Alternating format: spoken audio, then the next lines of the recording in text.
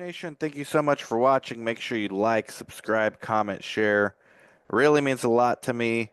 As you may know, you may be new. Please subscribe. There are no ads on this channel. It is ad-free. We're trying to demystify clinical research for the newbies and for the very advanced. Interviews, tutorials, all kinds of stuff. What you need to know before getting started. Underneath this video, I'm going to have important links. A link to my 4-hour video, a link to some other videos I think are super important, such as how to approach sites in your community and how to interview properly. I'm going to try to put like a good variety of videos here underneath so you can see and watch. And I'm also going to have good clinical practice training link for free underneath this video. And I'm going to have IATA, IATA, which is shipping and processing hazardous goods that you can get again for free so you can avoid all the con artists out there.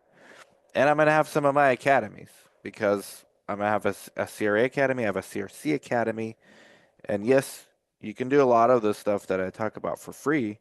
But if you join these academies, you are put a couple of steps ahead of the game because we kind of hold your hand a little more and lead you into the internships and things like that, which is my very next topic.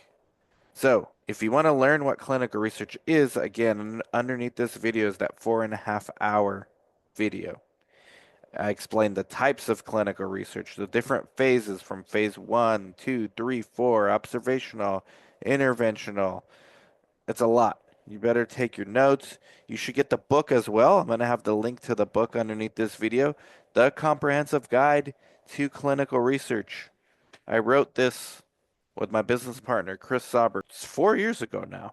By the time you're watching this, who knows how long ago that was.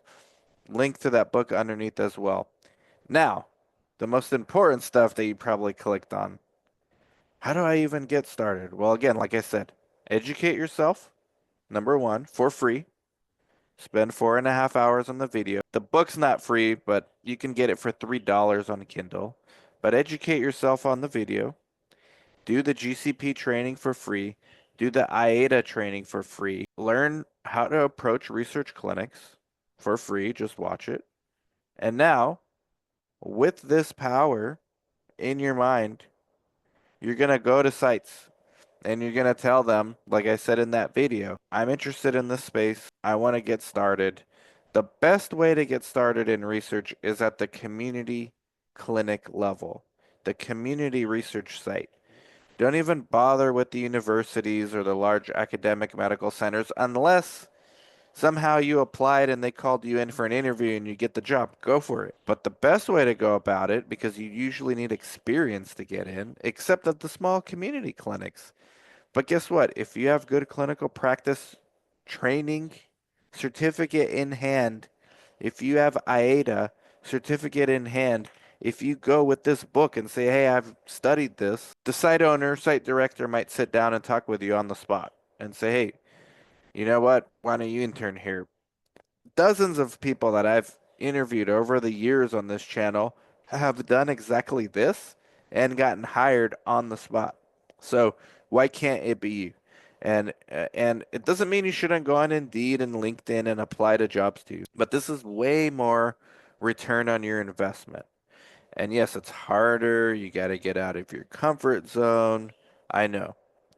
Essential skills for clinical research. When you get started out, you want essential skills for research sites, for small community sites. Every single small site I know needs help getting studies, getting patients, getting word out in their community, and getting more clinicians to support them.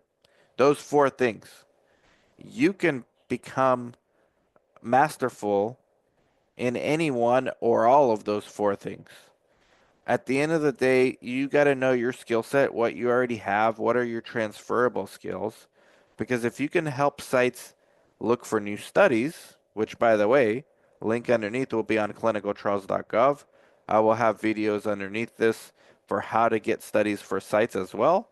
This is a resource guide for you guys. You can tell the site that when you go talk to them, hey, I can help you get studies. I don't even need to charge. Just let me intern here for a little bit. I want to get some experience. Or, hey, I'm very well connected in the community. I think I can help you with different resources as far as getting more participants interested in your trials. I'm going to have videos underneath where you can do that as well. Your ability to solve problems is gonna be what keeps you in this industry and keeps you growing. And there's no place with more problems to solve than the small research clinics. So I just told you four areas of their biggest problems. Now that if you want to add a fifth, it's their quality assurance.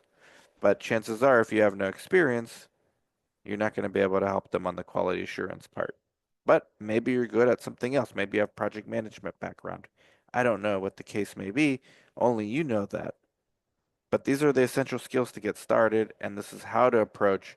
Now, the future of clinical research, the good thing is AI is coming into this industry just like every other industry. We don't need to form a skill set where we behave like robots. We actually need to develop a skill set of soft skills where we become more like human beings.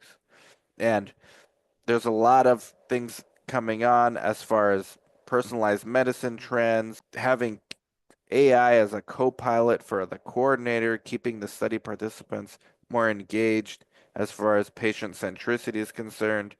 I've done videos on the future of clinical research as well. I will put it underneath. I wanted to keep this video really short.